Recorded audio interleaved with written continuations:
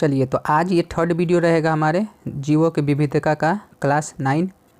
तो first number question बोल रहा है वर्गीकृत से आप क्या समझते हैं। ठीक है, तो उत्तर जीव विज्ञान की वह शाखा जिसमें जीवों को सुव्यवस्थित और क्रमानुसार विभिन्न समूहों में विभाजन, उनका जैविक नामकरण तथा उससे संबंधित सिद्धांतों का अध्ययन किया जाता है, उसे वर्गीकृत कहा जाता है।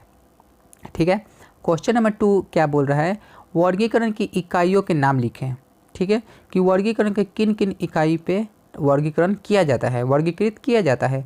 तो इसका आंसर होगा वर्गीकरण के अनेक इकाइयाँ हैं जो निम्न है: संघ, वर्ग, ठीक है, गुण, कुल, वंश, जाति, उपसंघ, उपवर्ग, उपवंश तथा उपजाति। ये सब के आधार पे क्या होता है, इनके इकाइयाँ होती हैं। ठीक है, क्वेश्चन नंबर 3 देखते हैं लोग, 5 जगत वर्गीकरण का आधार क्या है। ठीक है, उत्तर जीवों का 5 जगत वर्गीकरण कोशिका संरचना, पोषण के स्रोत एवं तरीके, कोशिका भित्ति की उपस्थिति तथा शरीर संगठन के आधार पर आधारित है। ठीक है, क्वेश्चन नंबर 4 क्या बोल रहा है, कवकों को अलग जगत फंगाई में क्यों रखा गया है। ठीक है, तो उत्तर होगा जगत मोनेरा के बाद भी कुछ कठिनाइयाँ रह गई थी। जीवाणु कवक यूकेरियोटिक जीव हैं लेकिन प्रकाश संश्लेषण में असमर्थ है। इन्हें ना तो मोनेरा में ना तो प्रोटिस्टा में रखा जा सकता है, जिसके अंतर्गत कब प्रकाश संश्लेषण में सक्षम सवाल हैं। इसलिए कवक के लिए नया जगत बनाया गया जिसे जगत फंगाई कहा जाता है। ठीक है, क्वेश्चन नंबर 5 क्या बोल रहा है कि जीवाणुओं के लिए विभिन्न रूप के नाम लिखें। ठीक है, जीवाणुओं के विभिन्न रूपों के नाम लिखें। तो इसका आंसर है जीवाणुओं के अनेक रूप होते हैं, जैसे कोकाई गोल होते हैं, बेलिलिस दंताकार होते हैं, स्पाइडिला कामा की तरह दिखाई देते हैं। ठीक है, क्वेश्चन नंबर 6 क्या बोल रहे हैं, पादप जगत के प्रमुख वर्ग कौन है, इस वर्गीकरण का क्या आधार है। तो उत्तर बाबू पादप के 2 प्रमुख वर्ग हैं, एक तो कीट्रोमेगेम्स और तथा फेनोरोगेम्स। ठीक है, इनका वर्गीकरण निम्न तरीके के आधार पर किया गया है।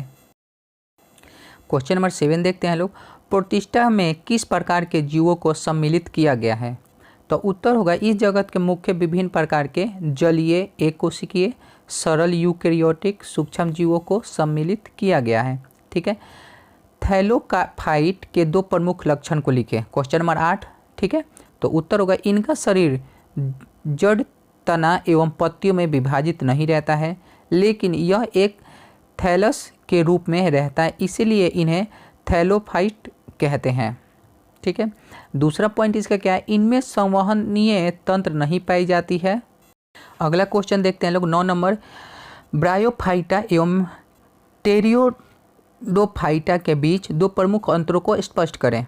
तो आंसर होगा फर्स्ट का, बायोफाइटा में संवहन ऊतक अनुपस्थित होते हैं, जबकि टेरियोडोफाइटा में समान ऊतक मौजूद होते हैं।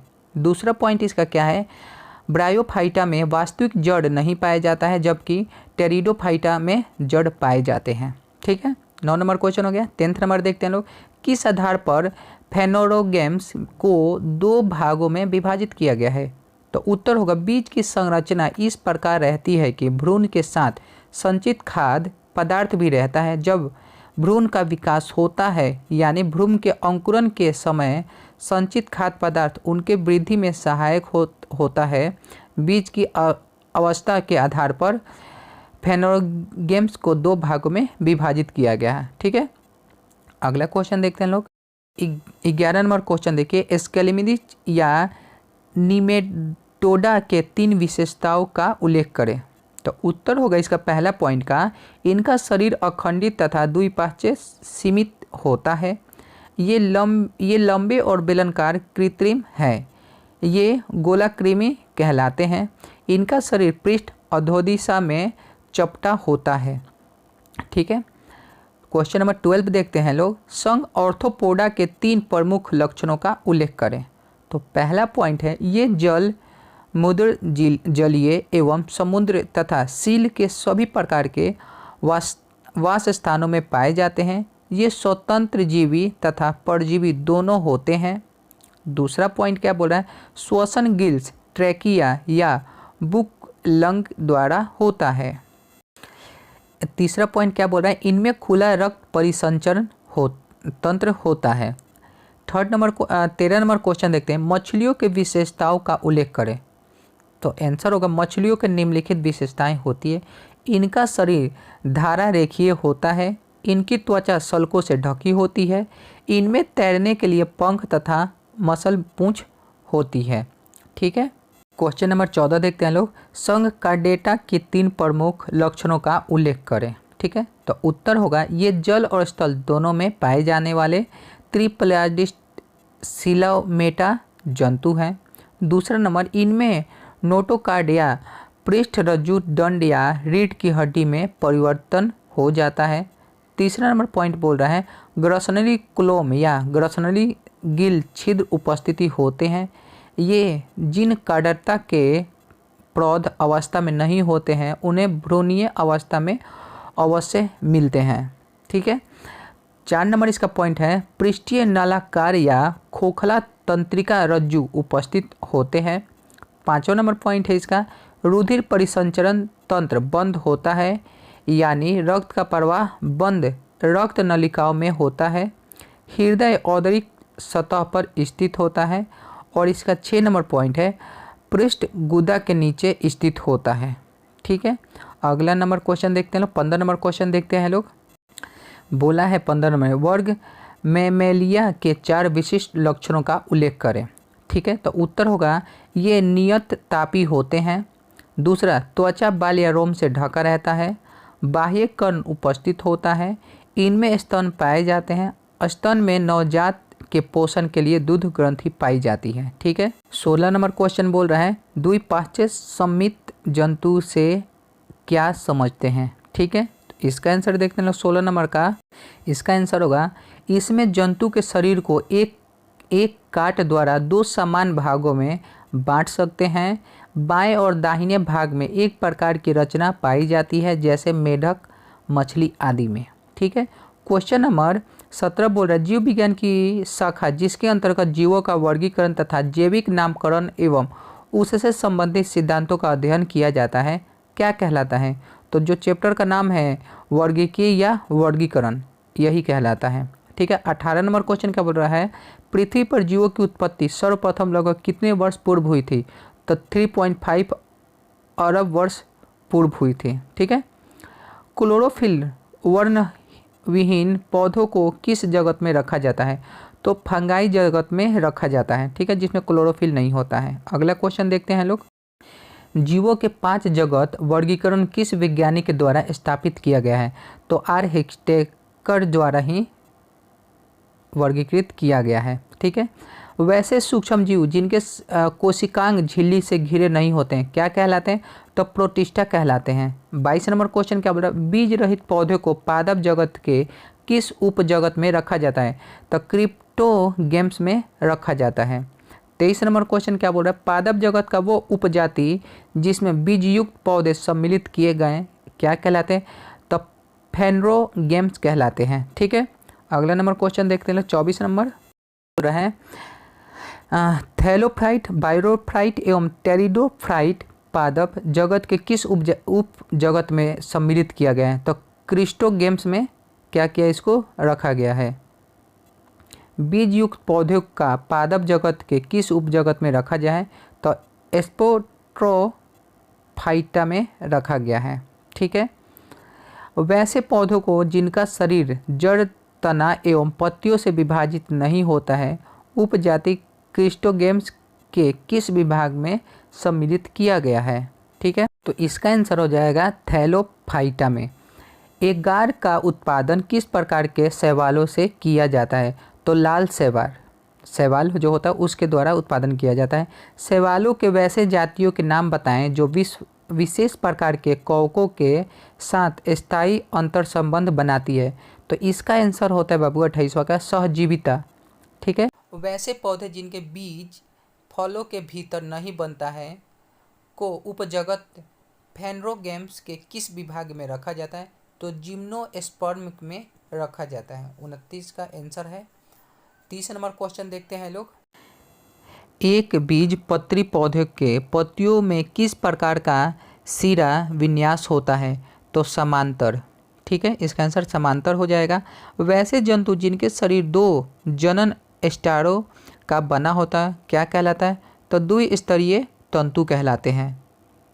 ठीक है, 32 नंबर क्वेश्चन क्या बोल रहा है? वैसा जंतु जिसके शरीर को एक काट के द्वारा 2 हूबहू समान भागों में बांटा जा सकता है क्या कहलाता है? तो द्विपार्श्व समभित कहलाता है। 33 नंबर क्वेश्चन देखते हैं लोग। 33 में देखते हैं लोग, स्पंजों को जंतु जगत के किस संघ में सम्मिलित किया गया है? तो पॉरीफेरा में इसको सम्मिलित किया गया है। ठीक है, 34 नंबर, संघ पॉरीफेरा के अंतर्गत जंतुओं में अलैंगिक विधि से होने वाले प्रजनन विधि को क्या कहते हैं? तो मुकुलन या जेम्स्यूल कहा जाता है। ठीक है, 35 नंबर, संघ सिलेंडेट्रा या नाइडोरिया के शरीर में पाए जाने वाले वैसी कोशिकाएं जो शरीर की रक्षा तथा शिकार को पकड़ने में सहायता होती है क्या कहलाती है? तो इंटरेशियल कोशिकाएं तथा नाइड्रोब्लास्ट या दंश कोशिकाएं कहलाती है। इतना में से तीनों में से किसी को एक पेपर में आता है, आपको भर देना होता है। ठीक है, 36 नंबर क्वेश्चन देखते हैं लोग। 36 नंबर क्वेश्चन, वैसे कोशिकाएं जो संघ सिलेंडेट्रा के जंतुओं के अतिरिक्त जंतु जगत में अन्यत्र नहीं पाई जाती है क्या कहलाती है? तो उत्तर होगा इसके दंश कोशिकाएं कहलाती है। ठीक है, अगला क्वेश्चन, वैसे जंतु जिनके शरीर में देह गुहा नहीं होती है क्या कहलाती है? तो प्लेटिहेज मिथिज कहलाती है। 38 नंबर, संघ प्लेटिहेमिथिज के एक ऐसे जंतु का नाम बताएं जो स्वतंत्र जीवी होता है। तो प्लेनेरिया इसका आंसर होगा। ठीक है, कुटिल सिलोम की उपस्थिति किस संघ के जंतुओं का लक्षण होता है? तो प्लेटिहेमिथ जंतुओं का लक्षण होता है। ठीक है, अगला नंबर क्वेश्चन देखते हैं लोग। 40 नंबर।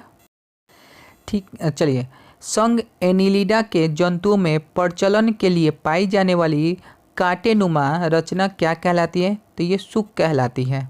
ठीक है, 41 नंबर, जंतु जगत का सबसे बड़ा संघ कौन सा होता है? तो ऑर्थोपोडा सबसे बड़ा संघ होता है। 42 नंबर, उत्सर्जी अंग मेलापिग्नीय नलिकाओं की उपस्थिति संघ के जंतुओं का लक्षण है। तो इसका आंसर क्या हो जाए? ऑर्थोपोडा जंतुओं का लक्षण है। ठीक है, अगला क्वेश्चन देखते हैं लोग। 43 देखते हैं लोग, घोगा का शरीर जिस कोमल झिल्ली के द्वारा होता है वह क्या कहलाता है? तो पर्यावरण या मेटल कहलाता है। ठीक है, 44 नंबर क्वेश्चन देखते हैं, संघ इकाइनोमेट्रा के जंतुओं के शरीर में उपस्थित वह तंत्र जो प्रचलन एवं श्वसन में सहायता होता है क्या कहलाता है? तो जल परिवहन तंत्र कहलाता है। 44 का क्वेश्चन का आंसर हो गया। अगला देखते हैं लोग 45 नंबर, उपसंघ वर्टिब्रेटा का दूसरा नाम क्या है? तो क्रेनिएटा है। ठीक है, 46 नंबर, मछलियों के श्वसन अंग क्या कहलाता है? तो क्लोम या गिल्स कहलाता है। ठीक है, गल्फर भी कहलाता है। वैसे वर्टिब्रेटा जो जल एवं स्थल दोनों स्थानों में रह सकते हैं क्या कहलाते हैं? तो उभयचर या जल या स्थलचर। ठीक है, उभयचर ज़्यादा बोला जाता है। ठीक है, जो जल और थल दोनों में क्या कह सकते हैं? रह सकते हैं लोग।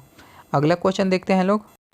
48 नंबर क्वेश्चन क्या बोल रहा है? वर्ग रेप्टिलिया के जंतुओं में निषेचन किस प्रकार का होता है? तो अंत निषेचन की क्रिया से होता है। ठीक है, अगला क्वेश्चन क्या बोला? किस वर्ग के जंतुओं का अंत कंकाल हल्की तथा स्पंजी हड्डियों का बना होता है? तो एवीज जो होता है लोग बाबू ना, उनमें ये लक्षण पाया जाता है। 50 नंबर क्या बोल रहा है? रेप्टिलिया एवीज तथा मैमेलिया के कौन से नियत तापी जंतु होता है? तो एवीज जो होता है नियत तापी जंतु होता है। ठीक है बाबू, अगला क्वेश्चन देखते हैं लोग। चलिए, तो इतना ही 50 क्वेश्चन ही था, आज ख़त्म होता है ये हम लोग का।